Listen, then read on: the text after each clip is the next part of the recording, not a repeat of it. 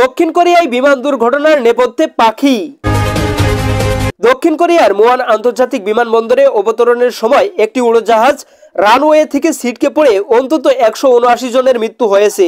বার্তা সংস্থা রয়টার্স জানিয়েছে, জেজু এয়ারের ওই ফ্লাইটে 175 জন যাত্রী এবং 6 জন ক্রু ছিলেন। 2 জন ক্রু সদস্য ছাড়া বাকি সবাই মারা গেছেন।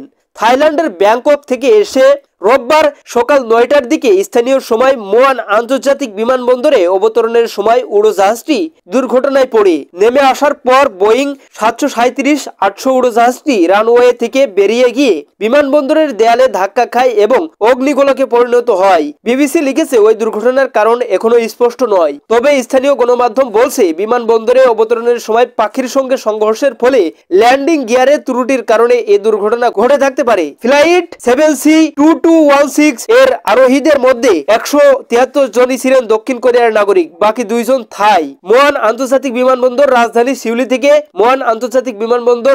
সিউল থেকে 288 কিলোমিটার দূরে। দুর্ঘটনার পর সেখানে সব ধরনের ফ্লাইট ওঠানামা বন্ধ করে দিয়েছে কর্তৃপক্ষ।